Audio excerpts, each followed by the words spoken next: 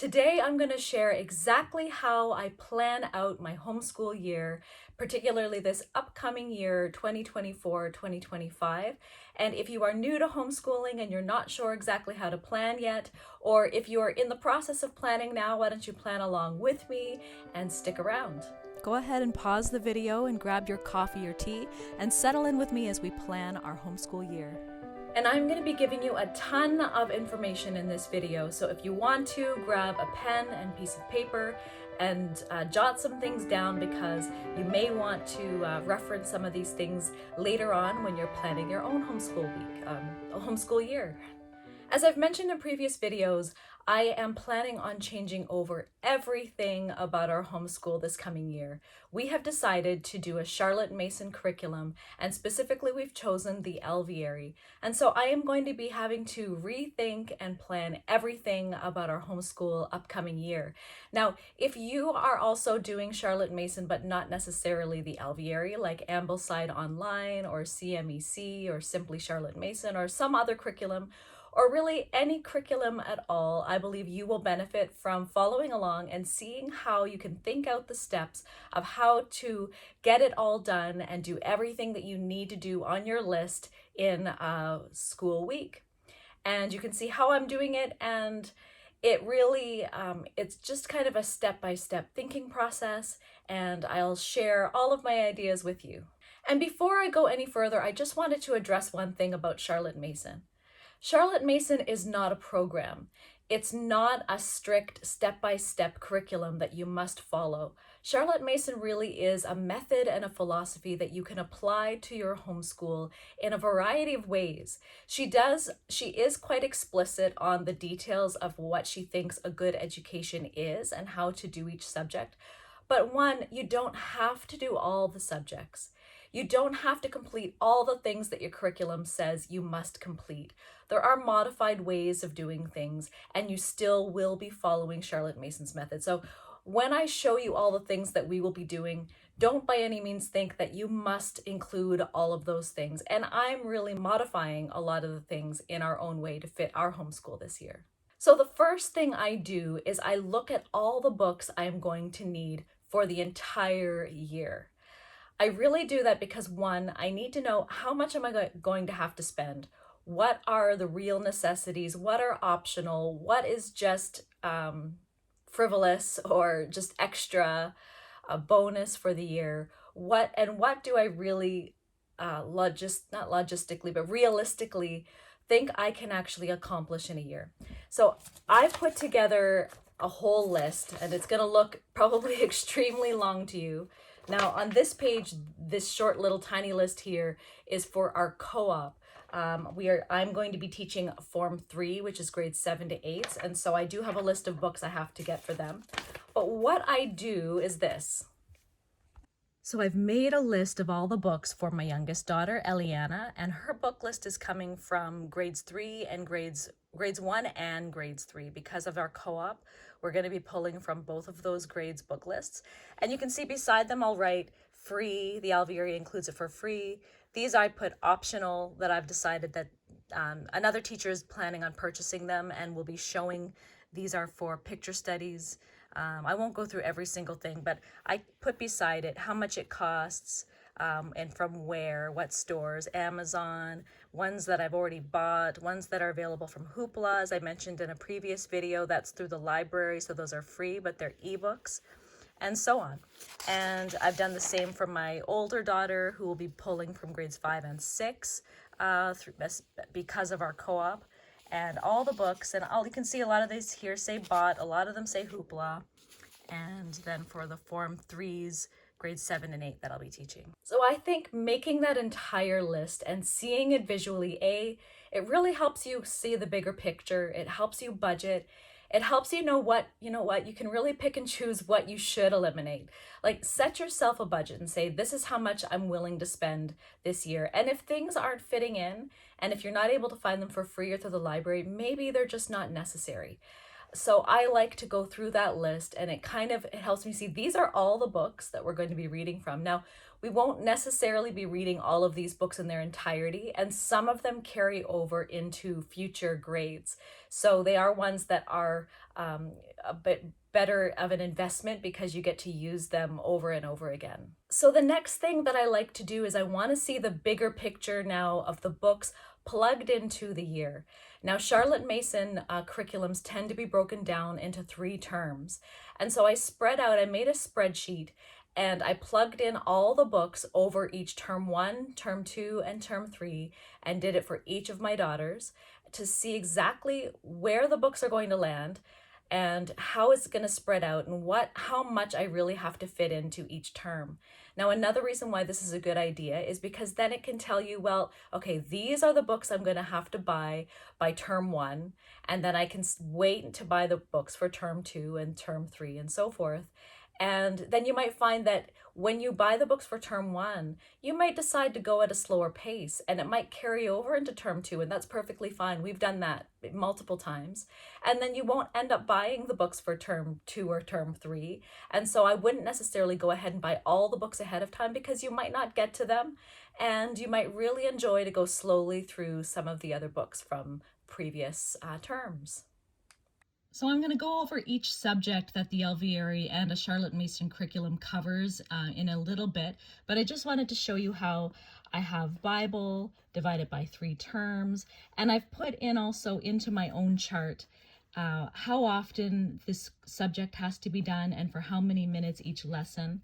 And I've gone and done that for every single subject. So I just made a simple spreadsheet on Microsoft Word where you can do a table and you just tell it how many columns and how many rows you want. And then I just quickly type in all the things. So art 2 times a week, and all that kind of stuff. So then I'll even list in which books I'm going to need. So I've listed in here for, this is for Eliana for grades 1, and some of them I guess are still pulling from grade 3 as well.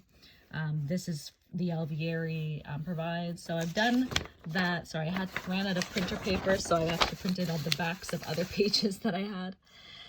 I've done that for history, life skills, which is like handicrafts, literature, math, what is this, French, music, phys ed, and then science. And I've done the same for Olivia. So just that I can see exactly which books and how many, what is going to be spread out through my year. And it just kind of helps me to further wrap my mind around everything that needs to be done. And it makes it seem overwhelming to see it all in this way. However, it's good to have a big picture of what it is that you need to do before you start to plug it into your weekly time schedule. So the next step in the planning process is really probably the hardest part. And it did take me 2 to 3 days to try to really hammer out the details of what our day-to-day would really look like. So what I did to do that was I made another table on Microsoft Word where I made it completely blank, and I just did a blank for, this would be the days of the week, these would be the times, and then I wrote them all in pencil because I thought I'm going to even have to adjust what time we start school for the day because these are a lot of subjects. We might not fit them all in. Maybe we're going to start earlier this year and all that stuff. So I just made it completely blank and wrote in, this is for Eliana. I did the same for Olivia, and began to write in what, by pencil, mapping it out, erasing, mapping it out, erasing, until the 2 schedules would fit. Now, what I realized I would do about this, and it did definitely make it easier and more sense, was I worked on Olivia's schedule first. So Eliana is starting grade 1, and grade 1 is just the beginning, and of course her school will take less time. Olivia's school will take more time. It's a bit more intense, and it just requires a bit more, actually it will require less teacher time, but it does require it's going to be a busier schedule specifically for her. So I went ahead and planned out her schedule first, and then where I saw some holes, I began to fit in Eliana's schedule whereas Eliana needs, it's all teacher intensive. No part of her schooling will be done without the teacher. And so I did Olivia's schedule first. I then penciled in Eliana's, and then I looked at which subjects could we do together. So my plan for this year is that I've been working with Olivia to be able to make her more and more independent.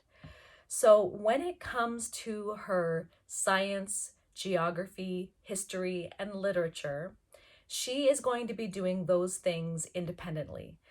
In the time slots where I've put in where she's going to go do those subjects and read her books, and then she's going to come back to me and narrate to me either a written narration or an oral narration about what she's read about. And that is essentially a Charlotte Mason lesson. Now, when she has science labs, again, that is also to be independent, but I will have time where I can sit and assist her and help her make sure she understands the instructions, as well as geography, map work, and things like that. But a lot of those things she still will be working with very little teacher involvement. And so I'll be doing math and grammar with her. And then we'll have subjects that we're going to be doing together as a family, or the three of us, or if my husband's around, he can join in. We'll be doing poetry, composer study, picture study, hymn study, and things like that. Now, I know this looks like a lot, but there was an extra twist that was going to complicate our schedule this year, and that is we will be doing a Charlotte Mason cottage school, or you could call it a co-op, twice a week, Wednesday afternoons and Friday mornings. And that is going to take away a lot of our time for our regular schooling. So you're probably thinking, how in the world did I fit it in? But when I'm going to go through all of Charlotte Mason's subjects and the how often you should do it in the week and how long should lessons be. And you will, when you do plug all that in, you will find it actually still works out. And you're not doing school from morning until evening.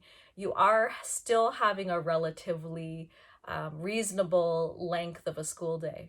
So let me show you what our tentative schedule will look like. And I say tentative because the lesson plans haven't come out yet. So when they come out in June, on June 1st through the Alveary, I may make some changes. So this is for Eliana, who's going into grade 1. And some of her subjects will be taken from the grade 3 selections. On Mondays, she will have Bible.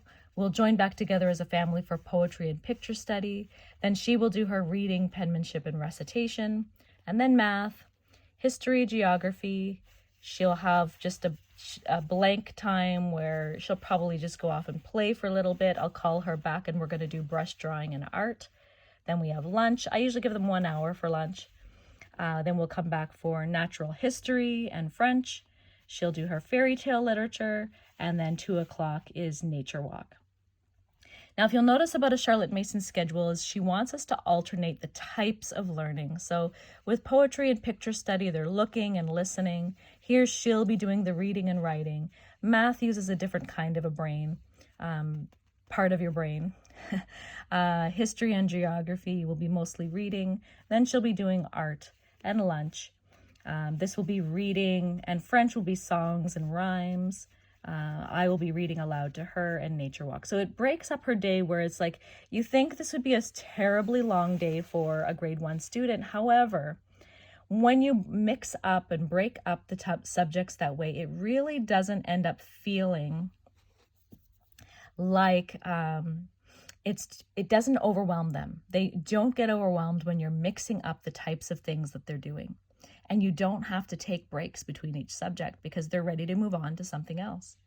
So on Tuesday, again, it will be the Bible. I will be reading a Bible story to her. It's called Hubbard's Picture Bible Storybook. It's something recommended by the Alveary. Olivia will be reading her own Bible and then come back and narrating to me. And then we'll get together for poetry, hymn study, math. We'll be going off separately, reading, penmanship, and recitation. We'll be doing Swedish drill together. I won't get into the details of what these things are later. I will in other videos, but it is something that is Charlotte Mason schools often do. French, fable literature, sewing, an hour lunch break, and then she's pretty much done, and we'll do the nature journaling from our nature walk the previous day at this time, once Olivia. And the reason why there's a big gap here is because I'm working with Olivia at this time, and then Eliana will come back and join us for nature journaling. On Wednesdays, we have co-op in the afternoon, so it's a shorter day, because if we end up starting the day later or getting up later, these things will get pushed down and it will cut into our time. So I didn't schedule too much on Wednesdays. We'll do our Bible, and then we do a poetry together. She'll do math, she'll do reading, penmanship, and recitation. And then she is free. We will have lunch and get ready to go to co-op. On Thursdays again, so Charlotte Mason, as you notice, it's Bible all along the top. Charlotte Mason wants us to start our day with Bible. So Bible story again for Eliana. Poetry and composer together with Olivia.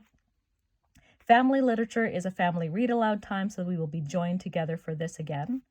Math, geography, a math game, Sloyd, again, that's another weird word, and Charlotte Mason schools will know about it, and I will talk about this in another video. Lunch, reading and penmanship, recitation, she gets a bit of a break, brush drawing, art, and that's it. Fridays is another day of co-op, where this one will be from 9:30 to 9:30 to 12:30, and then after co-op the kids all play together. And then here at the bottom, math is supposed to be 5 days a week, as well as part of the Bible is they're supposed to study some church history. And so in the afternoon, probably in the evening, or maybe sometimes we'll end up pushing it to the weekend, we will do the rest of our math, the one extra day of math, and the read aloud of church history. I also put a little asterisk here because I'm not sure when to fit this in. It'll probably be in the afternoons, part of the afternoon occupations. She wants us to do math games at least 3 times a week for a minimum of 15 minutes, but longer if they're having fun doing what we're doing. So I did fit math games in one spot. I need 2 more spots, and I wasn't sure. I think we're going to do that playing it by ear most weeks. And here's Olivia's schedule. So I started with hers before I made Eliana's. So for Olivia, they are reading from the Old Testament, New Testament, and then also have church history reading, and it's 5 days a week. So she will be reading passages from Genesis on Mondays. And then we do the poetry and picture study together. She will be doing Canadian history, and then math with me. She'll be doing general literature, read, and then come back and narrate to me. I will be doing her grammar with her. This is first language lessons, and then she'll do a dictation. Brush drawing and art together, a 1 hour lunch break. She'll be doing ancient history, penmanship and typing, and a nature walk at 2 o'clock. Tuesdays, she'll be doing the book of Mark in the New Testament, poetry and hymn study. We'll do math together, world history, Swedish drill and French, mythology reading. She'll be reading this on her own and then narrating to me. Sewing, a 1 hour lunch break. Geography with mom. This is where I'll be doing geography and we'll be doing map drills together and things like that. First language lessons and dictation. Penmanship and nature journaling from the nature walk the day before. On Wednesdays, she'll be doing Genesis, poetry, math, penmanship, and dictation. So penmanship, they want that 5 days a week. So you'll notice there's penmanship every single day and there's math every single day. She then has a nice big break. We do lunch and then leave for co-op. And I need this time because I'm teaching, I'm packing our bags and getting all the things ready, packing our snacks. Like, it's a big job to get ready and go to co-op. So I need extra time. We couldn't really do school right up until this time because I need time to get ready. Thursdays, she'll be in the book of Mark again, poetry, composer study, family, literature reading, math, French, general science, Sloyd, again, that weird word, a 1 hour lunch, natural history, penmanship, geography with mom, again, which will be more map work and things like that, and brush drawing and art. and then the rest of the day is free. So this day is from only 9:30 until 1:30. And then Fridays is the co-op all day afternoon, and she also will have to do an extra day of math and church history. So I don't know about you, but 9 till about 1:30 or 2 at the latest does not seem all that bad, including a 1-hour lunch break and fitting in a lot of fun things like folk dancing and Swedish drill, which I'll get to explain. Basically, they're little exercises, kind of little commands, almost like in the army, where you call out certain commands and movements and they have to follow and be able to do them properly. And we do them as a game. And so whoever does it wrong, like if you say left foot, forward or things like that, and they choose the wrong foot, they're out. We do that in our co-op as well, and the kids love it. They have a lot of fun. But Charlotte Mason recommends it because it helps them with their habit of attention and following commands and listening carefully. And there's art and all of these fun things. So a school day from 9 until 1:30 really isn't that bad. Now my littlest isn't really going from 9 till 1:30 because, as you can see in her schedule, there's lots of gaps in hers where she will run off and play, and I'll call her back to continue on school. And she is used to that because that's how we have been doing school since she started school from the beginning. We started doing like preschool in grade 3, and it was that way. And so she's used to going off and playing, and then I'll call her back when it's her turn again. So now I wanted to give you some details, like some numbers and details, something concrete to really hold on to. So here is where you will need your pen and paper. So if you are interested in the Alveary, or if you just want to know about what a Charlotte Mason schedule should look like, how many hours in a day any student really should be learning, the Alveary offers a modified sort of version of the schedule. They call it a beginner schedule, where you can ease into a Charlotte Mason schedule. And so I'm going to put up a chart here for you to take a look at. But what they have here is that Form 1, which is grades 1 to 3, should be in school in the modified 1.5 hours a day. Form 2s will be which is grades 4 to 6, will be in school for 2 to 2.5 hours a day.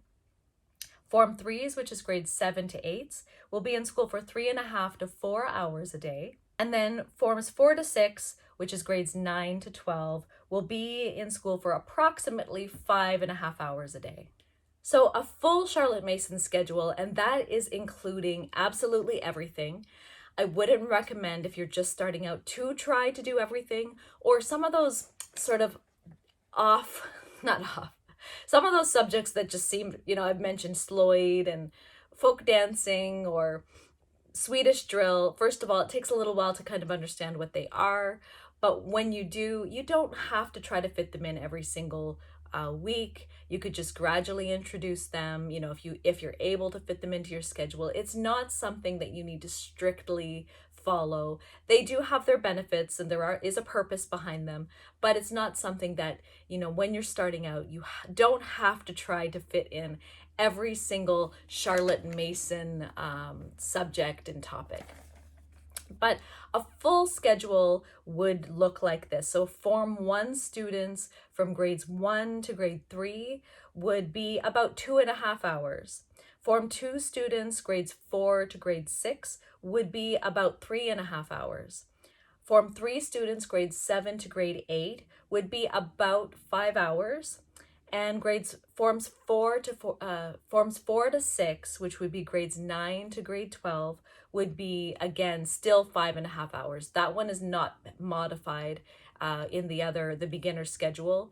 Now, one thing that I want to go over now is each Charlotte Mason subject, and let you know how often you are supposed to actually do this subject and for how long. So for art, and I'm going to put up a little slide here for each thing. For art, it's to be done 2 times a week for 20 minutes each lesson. Picture study is 1 time a week and for only about 10 minutes. Bible is done 4 times a week and it's 20 minutes each lesson. And then church history is done 1 time a week and also for about 20 minutes. And those are just reading and then narrating back what you have learned about. In language arts, it's broken down into 4 different areas. So in language arts, there's penmanship and copywork, and that is done 5 times a week for 10 minutes each time. Reading is done 5 times a week for 10 minutes each time as well. And did I mention this is for grade 1? I don't know if I went back. Anyways, this is for grade 1. It does change for upper grades. And I'm only going to cover grade 1 and grade 5, but you can imagine that it would increase slightly more for each grade.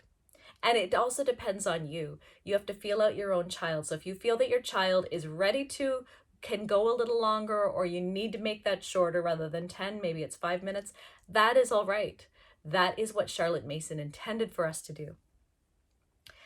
So for recitation, I'm not going to get into what that means today. I might talk about that in another future video, but recitation is done 5 times a week and it's only for 10 minutes each.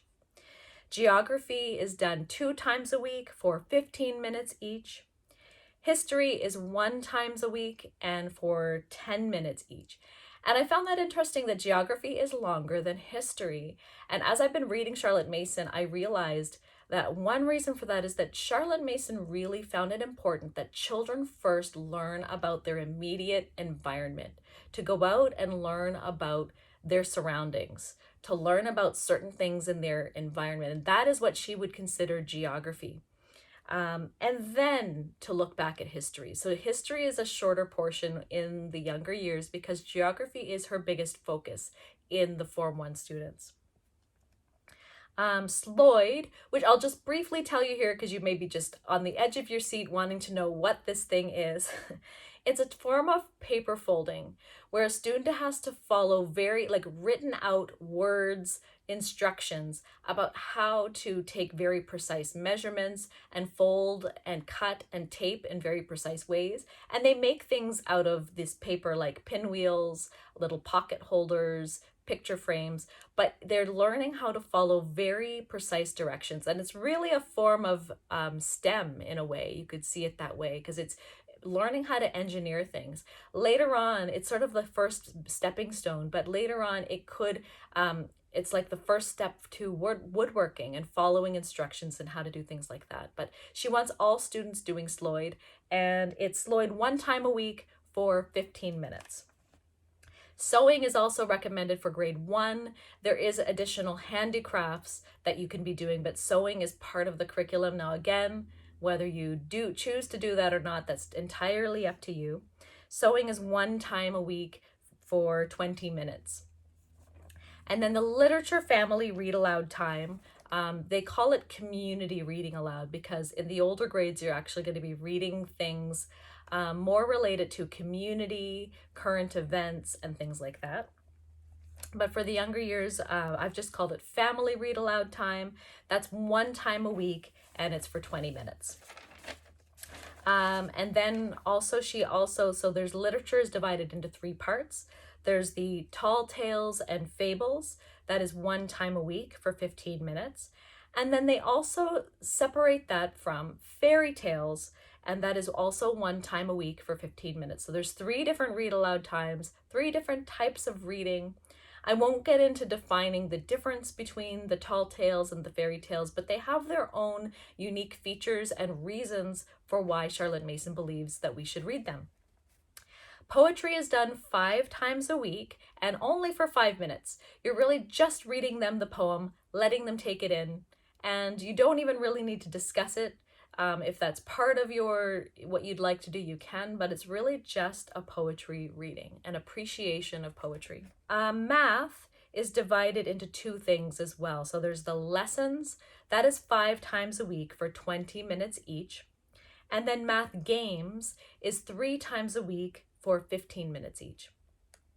French is divided, so you could either choose French or Spanish in the Alveary curriculum. They offer both. French is divided into 3 different topics. There's French literature, that is done 1 time a week for 15 minutes. French picture study, that is done 1 time a week for 15 minutes. French songs and rhymes is done 1 time a week for 15 minutes. Then there is music. That is divided into 5 different things. So there's music appreciation, or you could call that composer study. That is done 1 time a week for 10 minutes. Hymn study is done for 1 time a week for 10 minutes.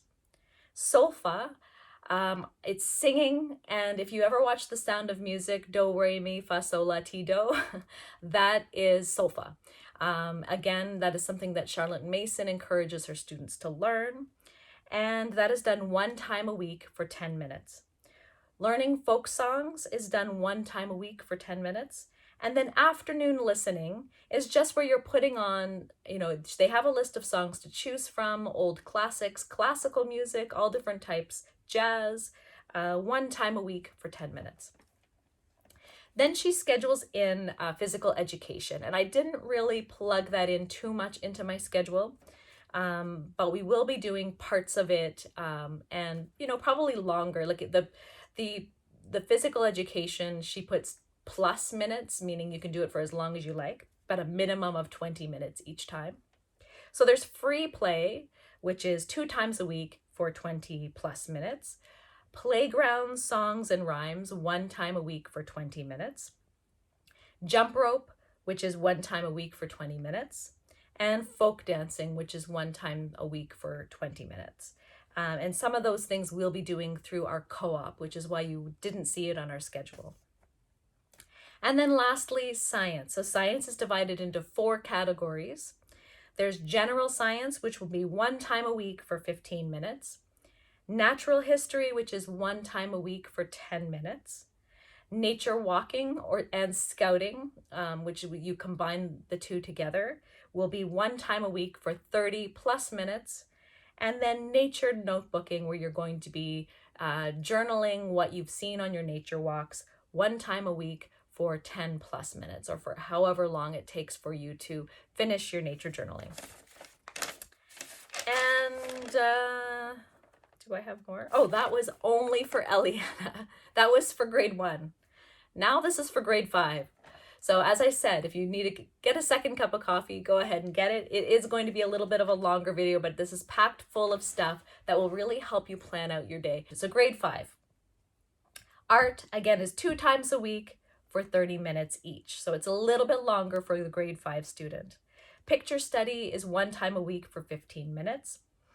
Bible is 5 times a week, where you have the New Testament 2 times a week, the Old Testament for 2 times a week, and church history 1 time a week.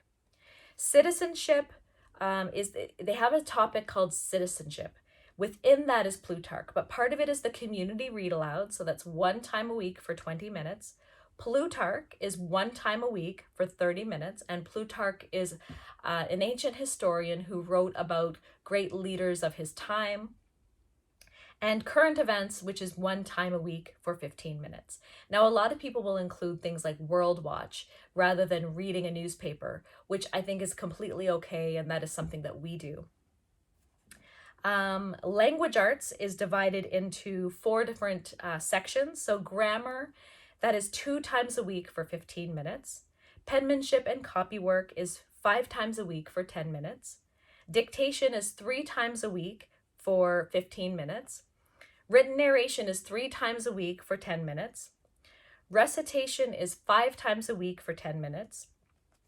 Geography is 2 times a week for 25 minutes. And now history is divided into 3 categories. Canadian history or US history is 1 time a week for 25 minutes. Ancient history is 1 time a week for 25 minutes. And world history is 1 time a week for 25 minutes.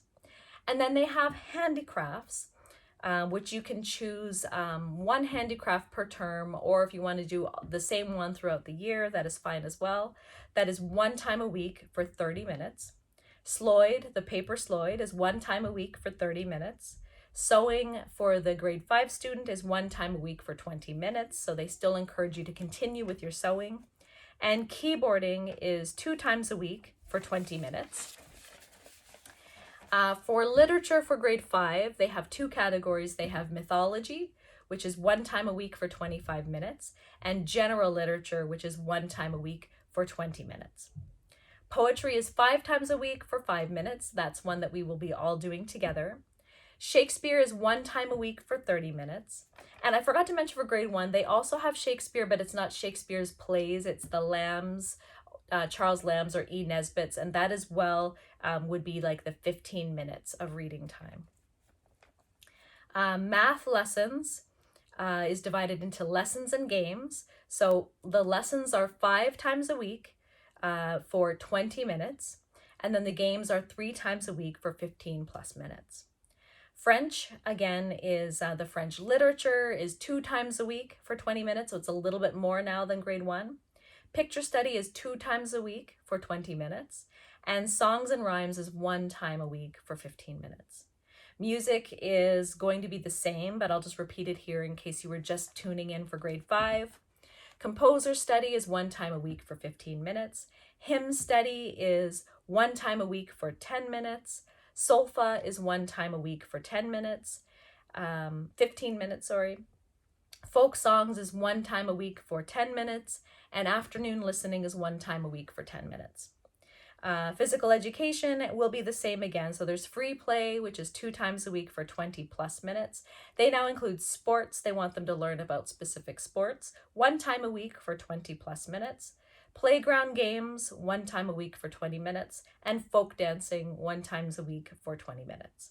And then science is the same breakdown as before, but just slightly longer times. So general science is 1 time a week for 20 minutes.